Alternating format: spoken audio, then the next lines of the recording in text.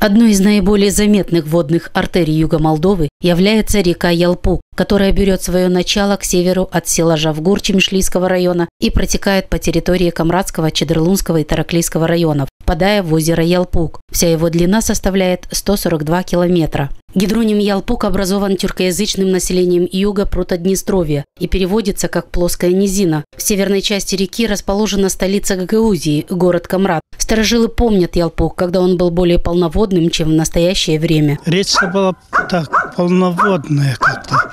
И рыбу ловили, и купались там, мост, где сейчас с моста. Правда, я лично не прыгала.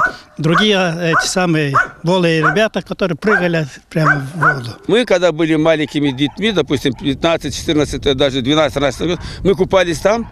И там вода была, понимаете, начиная, значит, с моста. Как говорится, Кутузовский, как его называют, мост, и кончая, значит, до Сорокирцева. Ялпуг я помню, потому что я оттуда с Коромысловой воду таскал. И не только зимой, правда, мало таскали, потому что было саночка, и запрягали лошадь. А все лето саночки не было. И на Коромыслах, где 6-я школа, туда таскали. Но не только о коромыслах и саночках вспоминали старожилы. Много добрых слов говорили они про речку Ялпуг. Рассказали они нам и много других интересных историй о тех далеких временах. Ялпуг дорог камрадчанам и жителям других населенных пунктов, через которые он протекает. Свидетельством этого является песня «Ай Камрад», в которой воспевается речка Ялпуг.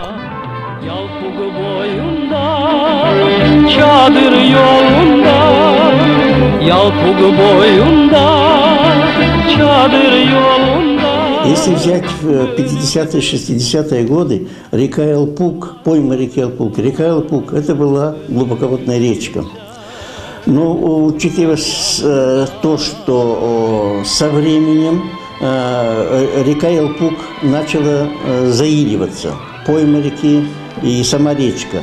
Что же произошло с речкой Ялпуг, во что превратили сокровища Буджакской степи? Çiçekler açık, of canım yanık. Çiçekler açık, of canım yanık.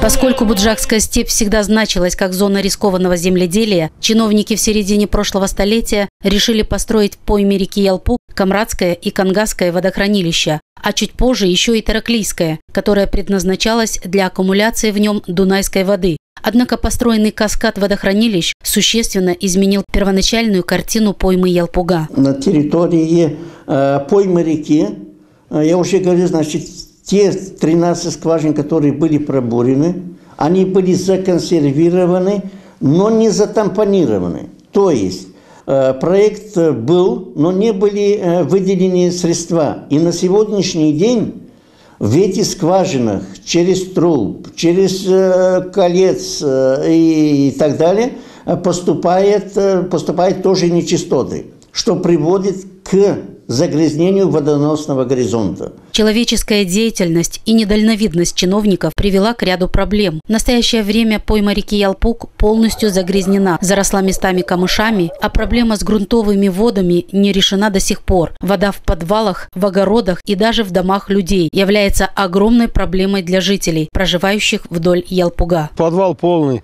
Все плавает, картошка плавает. Уже подняли на сантиметров 30-40 высоту, все равно в полной воде. Все в воде. Как только вырыли этот Ялпуг, если она наелился и там это ела как бетон, куда пойдет эта вода? За сколько лет я здесь живу, не было такого, чтобы подвал наполнился водой. Есть вода, но я его никуда не выкачиваю. Она как стоит там, где-то она под пояс. А ведь для решения этой экологической проблемы необходимо каких-то несчастных 250 тысяч леев, которые помогли бы вернуть реку людям. Был разработан проект об углублении и выпрямлении русла реки Ялпуг. Данный объект по сегодняшний день не закончен из-за отсутствия финансовых средств. Необходимо для завершения работ в ценах 2005 года составляло около 250 тысяч леев. И на сегодняшний день эти работы не выполнены. Обещанный проект всегда всплывает перед выборами. Как только проходят выборы, проблема Ялпуга забывается. Çadır yolunda, Yalpug boyunda